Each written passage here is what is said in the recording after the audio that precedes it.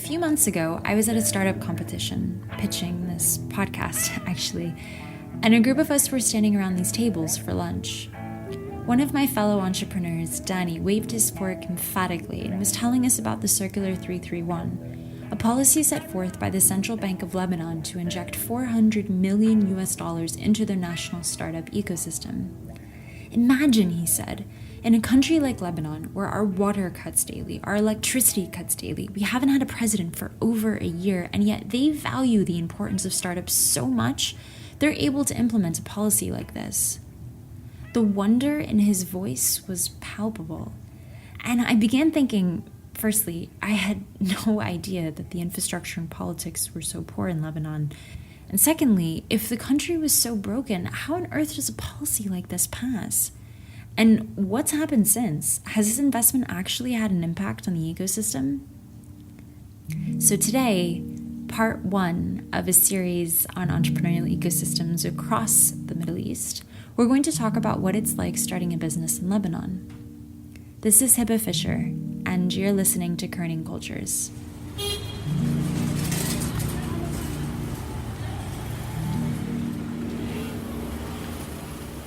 Now, before we delve into this story, we wanted to take a quick aside to add another layer of context, and our story would be incomplete without it.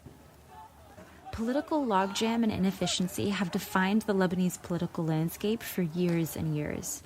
The Lebanese haven't had a president in over a year, and the parliament without public vote extended their own seats until 2017.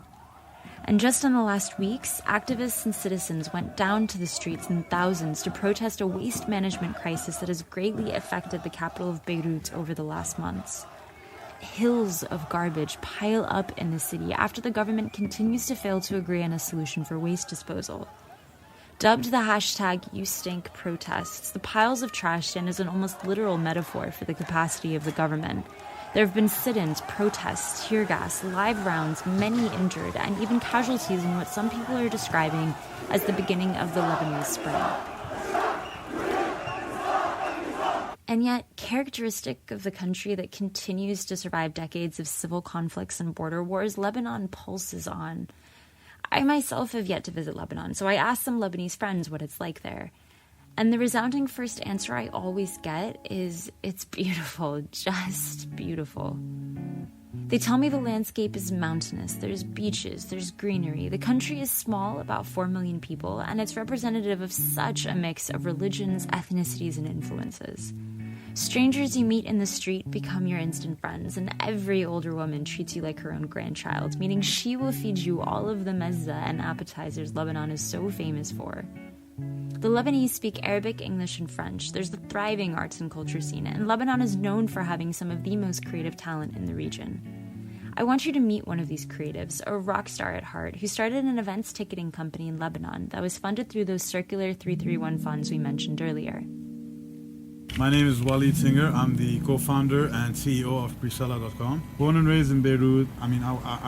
I was the guy, when you go to school, you want to go to a party, you would come to me. How do you become that guy? I've always wondered. The first rule is to fail at school. Oh, I see. All right, that's number one. So I did that very well. I failed a lot, and I was partying a lot. I was able to get tables at cool places in Beirut for people who were 15 and 16, and this is how it started. And it rolled. Went to college, had 14 credit left. I was like, I can't pay anymore. It's too expensive. I dropped out. I need to find a job. I had nothing. I had nowhere to go. I didn't come from a wealthy family, so I found an ad for a competition for entrepreneurship and to launch your idea. I signed up. What year was this? That was 2012. So was this Seeqnce? That was Seeqnce. Walid signs up for this competition at Seeqnce, the first accelerator in Lebanon. An accelerator, by the way, is a program that helps literally accelerate startups with training and funding. Perhaps the best person to speak to about Seeqnce is Karam, the man who started it. My name is Karam, and I've been in the startup space in Lebanon for the last 7 years, maybe. After studying abroad, Samir moves back to Beirut and started his first tech company in 2007. As he developed the business over the next 2 years, he was looking around him and realized how rare his kind of entrepreneurship was at the time. And I was feeling like, hey, there's nothing in Lebanon to support entrepreneurs. I mean, there were no investors at the time. There were very, very, very, very few tech entrepreneurs. There was no cohesiveness to what was going on. So every person was on their own. And when you wanted to fundraise, or you wanted to hire, or you wanted to get support, you had to do everything on your own. So I founded Seeqnce in April 2010 to make the community in Lebanon cohesive and connected with all the different communities across the region. Seeqnce started out in 2010, first as a co-working space and startup advisory, where Sam had invited all of his entrepreneurial friends to work alongside each other. And this is how some of the most well-known startups we know from Lebanon today, like Seeqnce, a site for streaming Arabic films, or Zumel, a crowdfunding site, have passed through Seeqnce at one time or another, either as co-workers or as participants of Seeqnce's first class of its full-fledged accelerator that it began in 2012. Selecting this first Seeqnce class began as a competition, the same competition Walid saw the ad for when he was trying to figure out his plan B after college. Come in with your idea on a paper. Okay. You are 400 people, form teams. Over 25 teams were... 400 people responded to this Yes. ad? Wow, okay. And they all came to one rooftop. It was called the Mixer. There was booze, and there was 3 different name tags: a green one, a yellow one, and a red one. Green for developer, yellow for business, and red for design. They put us on the rooftop. They're like, yalla, mix up, make teams. I mean, there was 23 teams that came out, and then these 23 teams were assigned tasks. Every day there was something to do, and in the end there was a sort of a hackathon, a 3-day hackathon, for you to put that idea and that team into execution and provide a minimum viable product. And then after this, they chose 8 teams, and each one of those teams would get $76,000, half of them in kind, half of them cash, and 6 months of residency inside of Seeqnce to take that idea to market. And we created Priscilla. Priscilla is an event ticketing site where you can create events that are only confirmed when the number of attendees you want to show up actually pay for their tickets. So what is it like starting a business in Lebanon? It's challenging. It was very challenging. It was hard to get people to understand what we were doing. It was hard from the logistics side. In Beirut, you graduate, you go to mommy and daddy, and they help you. In Beirut, you graduate, you go to, you take your dad's place. There isn't this initiative of doing your own thing. And if you want to do it, you would open a sandwich shop. You wouldn't go and create a mobile app. You wouldn't go create a website. I mean, clients don't understand us. They're like, what are you talking about? You're not a company. What is a startup? Something that doesn't make money? What is that? Your parents, you have a lot of parents' pressure. It's like, you don't have college, Walid. What are you going to do? Open a company? How can you do that? It doesn't work. Your mom, it's an accelerator. Still accelerator. What do you mean? You're fast? No. You get anyway, don't worry. And then when we appeared on Al Nahar newspaper, on the front page of Al Nahar newspaper, then you're like, okay, you're doing something now. It's very hard. Priscilla graduates from Seeqnce and, like any startup, needed to fundraise, and fast. Once we were done with Seeqnce, we weren't profitable, just like any startup. We weren't making enough money to pay ourselves, and we needed to survive because it was either this or we had to find jobs and live. So what happened was, Seeqnce, the Minister of Telecommunication, actually made the initiative to create a demo day of his own and invited rich people from his network, individuals and CEOs, hosted us at his sister's venue on his expense, put 5 startups on stage, and had all his friends watch us pitch. If it was a closed room kind of event, nobody knew about it. But the Seeqnce startups, Karam, Minister Seeqnce, and these guys. And these guys are now called the Beirut Angels. The presentations had a very positive impact because most people had never seen something like that. At the time, the Minister of Telecom decided that this was maybe something the central bank might be interested in taking a look at. 4 or 6 weeks from that presentation, Circular 331 was created. Hi, Marianne. Yes, hi, Hiba. My name is Marianne Hoayek. I'm the head of the Governor's Executive Office of the Central Bank of Lebanon. So this circular, this 331 circular, mainly introduced for the first time in Lebanon the possibility of equity financing through banks. So it enables banks to invest up to 3% of their capital in companies operating in the knowledge economy. And what is really amazing and interesting is that the central bank will guarantee 75% of the investment. Let's break this down a little bit. For the first time in Lebanon, actually for the first time to the best of my knowledge across the Middle East and much of the rest of the world, a central bank of a country is stimulating entrepreneurship by subsidizing the cost and risk of investing for banks. Now, I want you to appreciate this for a moment.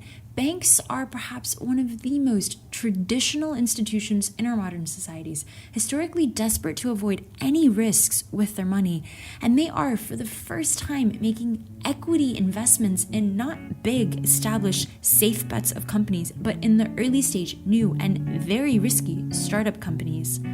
Through the Circular 331, the Central Bank of Lebanon encourages banks to invest up to 3% of their deposits in startups, effectively creating more than $400 million worth of funds that are now available to the ecosystem. So it was kind of, I think Samer was spearheading the circular with Nicolas Sahnawi, the Minister of Telecommunication, and a bunch of people in the ecosystem in Beirut were finding ways to really de-risk startup investments and push the entrepreneurial scene, because they kind of noticed that, if you have 100 to 500 startups that can come out of Beirut, 2 of them can reach unicorn status, and that's $1 billion valuation each, and that's huge for the GDP, and that's huge for the Lebanese economy.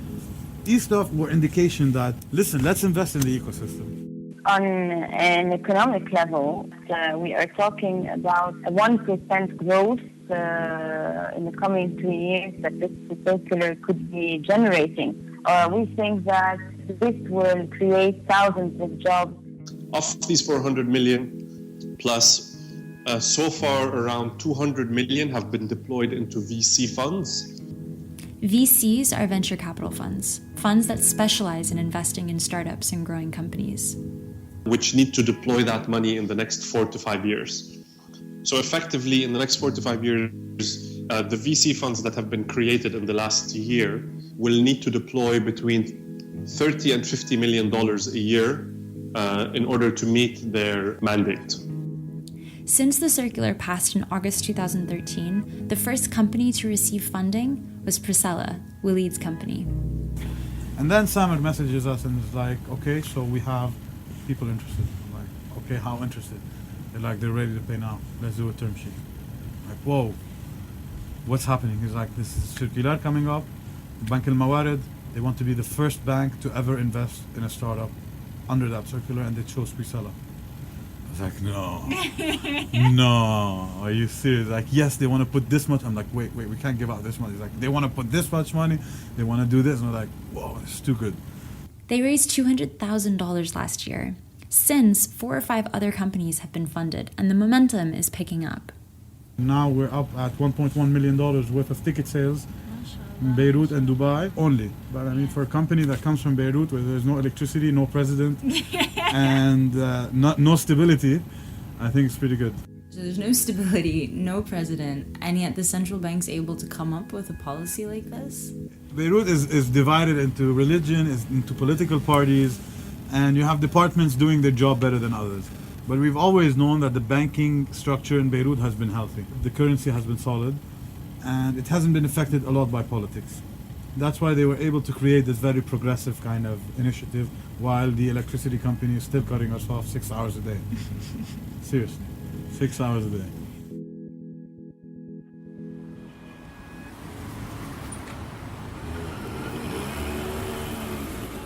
Marianne, who gets to access these funds? What's the criteria for applying? The first element is that the company should have innovation and creativity. The second element, or the condition of the circular, is that the company should have a new technology, should be using a new technology. The third condition is that the company should be a Lebanese SAL. A Lebanese SAL is a type of company structure, like an LLC, for instance. So you have innovation, technology, and a Lebanese SAL.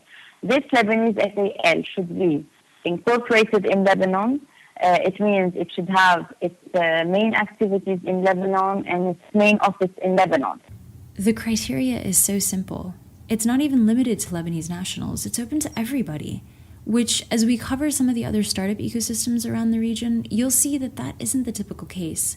Most often, you need to be a national of a country to receive benefits like these. But for the circular, the company just needs to be incorporated and operating in Lebanon. And this is a remarkable move on the part of the central bank because they're concerned with stimulating their economy and they're agnostic as to whether it's Lebanese who are doing it. But as Marianne says, they do hope this move will attract some of the estimated 9 million of the Lebanese diaspora brain drain who have left the country to come back to Lebanon. And this is what is really important about this circular, that you are attracting these Lebanese that have left. They have left their country, but they are still attached to it.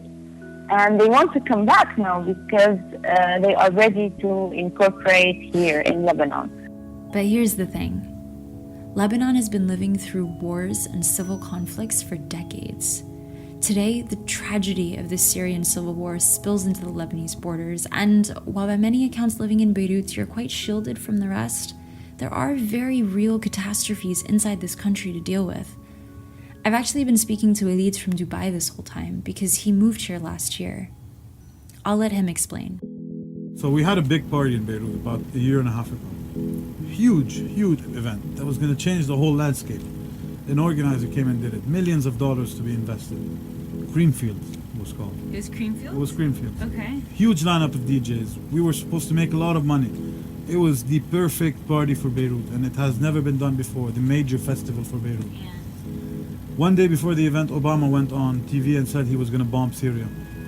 One day before the event, when everything was built, the stages, the setup, the sound, when the money was pulled, everything was built, everything was ready. It is in the national security interests of the United States to respond to the Assad regime's use of chemical weapons through a targeted military strike. And with that statement that Obama did, that organizer lost over $1 million, and every single artist that was confirmed for that party canceled on the night. It was a disaster. A week later, there was an explosion in downtown, and a person I knew in my school that died in that explosion, a kid, an 18-year-old. This happened, and then this happened, and these were, for me, these were a big punch in the face, because like I told you, I want to retire in Beirut. I want to spend every single money I make in Beirut. I want to be in Beirut. I want to be somebody in Beirut. I don't care about the world. I want Beirut. So when I heard these two, for me that was going back. I don't want this anymore. Why is this happening? I can't anymore. I am so discouraged because it's so close to home. It was the moment we realized that Beirut is a very risky market to stay in and put all our funds in for now. We did traction there. We had a lot of people using us. Let's keep our office. Let's hire a few people to manage the operation. Let's get more clients there. But the main founder team, which is me and Luay, had to relocate to Dubai if we want to scale our business. I always said Beirut is the perfect launch pad, and it was for me, and it will be for a lot of others. But it's just a launch pad.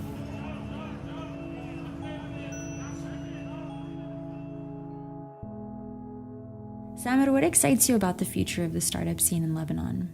There's hopefully a chance for more talented and experienced, educated people who have never found opportunities in Lebanon to see Lebanon as a destination for their skills and their expertise. And once this becomes a trend, there will be hopefully a reversal of the brain drain. And if that happens, then a lot of the problems of Lebanon solve themselves, because once you repopulate the country with highly educated, highly experienced, highly committed people to a country as opposed to a belief, once the commitment becomes to Lebanon, then Lebanon may have a chance of standing on its own 2 feet and building its economy out of the stagnation that it has experienced over the last 30, 40 years. Funnily enough, I was having a discussion with someone who published a newsletter in AUB, American University of Beirut, in the 70s, just before the civil war broke out. And he was telling me how he published one of the first newsletters of his specific department university, had a big brain on the front cover, and under it, in big bold letters, reversing the brain drain. And this was a problem in 1973. So this was before the mass exodus, before the civil war, before all of this, there was a problem with brain drain. So it's interesting to look at it 40 years later and be like, wow, this is impressive. I'm surprised that that this problem has existed long before there were enough problems for it to exist. I actually look at it as a testament to the nature of the country. If it existed before there were problems, then it means the problems are not the reason why it exists. And therefore, the solution may be possible without having to solve all of the problems.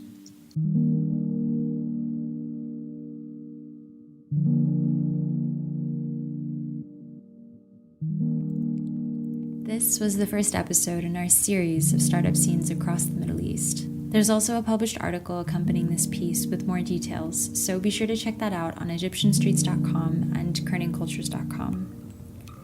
If you want to hear more from some of the guests on today's show, we're featuring their in-depth profiles along with a few others on our website too. Thanks, and till next time.